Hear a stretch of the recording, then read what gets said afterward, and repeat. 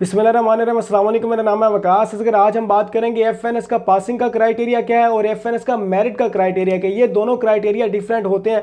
बहुत ज़्यादा कैंडिडेट्स ऐसी होती हैं जो कि टेस्ट तो पास कर लेती हैं लेकिन उनका मेरिट में नाम ही नहीं आता, वो शॉर्ट लिस्ट ही नहीं होती, इंटरव्यू के लिए उनको कॉल भी नहीं आती। तो यहाँ पर बताऊँगा कि कितने परसेंटेज वाली पास हो जाती हैं और कितने परसेंटेज चाहिए होते हैं, कितने परसेंट मार्क्स होने चाहिए आपका एलोकेशन के लिए और इसमें मेरिट लिस्ट में नाम आने के लिए, यानी कि शॉर्ट लिस्ट होने के लिए। सबसे पहले मैं आपको छोटी सी अनाउंसमेंट बताता हूं कि हमारा जो ना ऑनलाइन क्लासेस का एक सेशन स्टार्ट हो रहा है। इसमें आपको वर्बल, नॉन वर्बल और एकेडमिक के सारे नोट्स प्रोवाइड किए जाएंगे।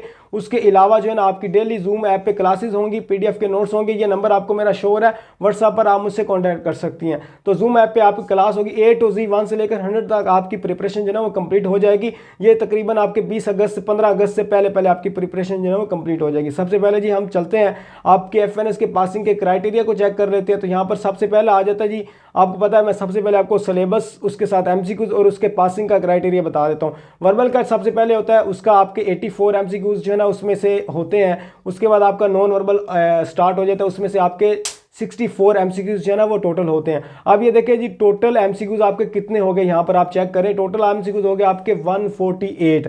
अब इसमें पासिंग क्राइटेरिया क्या होता है, 148 में से आपने 50% ऑब्टेन करने होते हैं, यानी कि 74 वाले पास हो जाते हैं।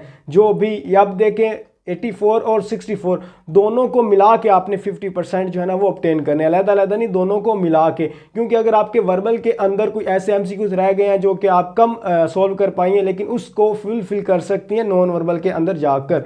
अब दोनों को अगर, लेकिन यहाँ पर पास होने वाली ज़रूरी नहीं है कि वो मेरिट पर आ जाए। मेरिट में जिनके ज़्यादा चांस होते हैं उनके कितने नंबर आने चाहिए, उनके जी 150 से लेकर, यानी कि यहाँ पर 74 वाली, अगर 74 एमसीक्यूज आपके ठीक हैं तो आप पास हैं। लेकिन अगर आपके 148 में से 115 से लेकर 120 तक ये इतने मार्क्स आप ऑब्टेन करती हैं तो आपके 90 से 99 तक जो है ना चांसेस होते हैं मेरिट लिस्ट में आपका लाजमी नाम आएगा।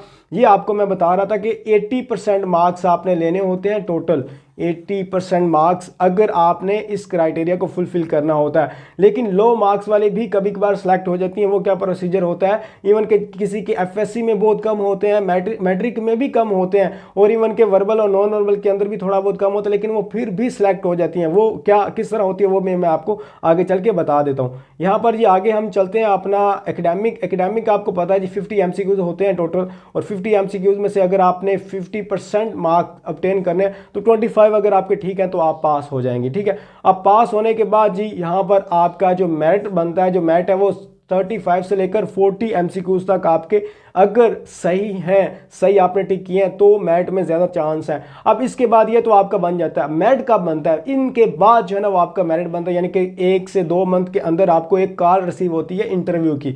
अब इंटरव्यू के लिए उन कैंडिडेट्स को सिर्फ बुलाया जाता है जिनका ये कंपटीशन जो हाई लेवल पर होती है, जिनका हाई रैंक होता है, यानी कि जिन्होंने दूसरों से ज़्यादा मार्क्स ऑब्टेन किए होते हैं। सारों को कॉल नहीं आती, उनको ही सिर्फ कॉल्स आती हैं जिनके मार्क्स अच्छे होते हैं। इसमें से आपके तकरीबन एफएससी और साथ में आपके प्लस मैट्रिक के भी तकरीबन आप यूं कह लें, एग्जैक्ट उन्होंने नहीं बताया, 10% का जो है ना वो एग्रीगेट होता है, यानी कि 10% ये भी इसमें शामिल हो जाता है आपका मेरिट बनाने के लिए।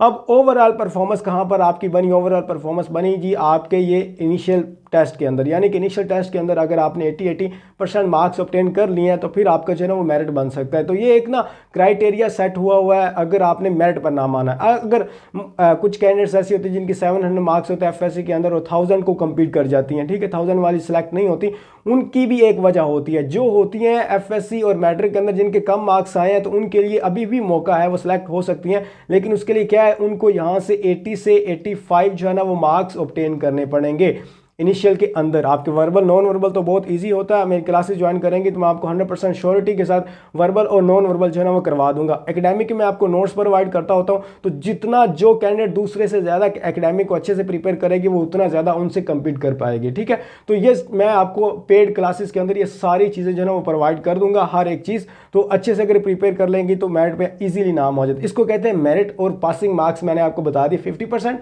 और मेरिट के मार्क्स तकरीबन 80 से 85% वाले मेरिट पर पर उतर आते हैं। फिर उसके बाद आपका जी इंटरव्यू होता है, पैनल इंटरव्यू उसको कह लें। उस इंटरव्यू के अंदर भी कैंडिडेट्स जो है ना वो फेल हो जाती हैं। तो उसके लिए भी आपके कौन कौन से क्वेश्चन पूछे जाते हैं, बायोलॉजी में से कौन कौन से पूछे जाते हैं, जीके में से जो आपके इंटरव्यू में वो कौन कौन से क्वेश्चन पूछे जाते हैं, वो मैंने सारे लिख रखे हैं डिफरेंट कैंडिडेट से पूछ के, जो इंटरव्यू दे के आई हैं, जो रिकमेंड हुई हैं, और वो मैं आपके सामने जो है ना वो शेयर कर दूंगा एक और मजीद वीडियो के अंदर। अगर कोई भी बात पूछने वाली आप पूछ सकती हैं। और पेड कोर्स को ज्वाइन करने जिसमें आपका सारी प्रिपरेशन हो जाएगी, तो वो मैंने आपको पहले अपना नंबर भी बता दिया था और सारा क्राइटेरिया भी वहाँ पर बता दिया था। कोई बात पूछने वाली आप पूछ सकते हैं। मुझे दीजिए इजाज़त, अल्लाह हाफिज़।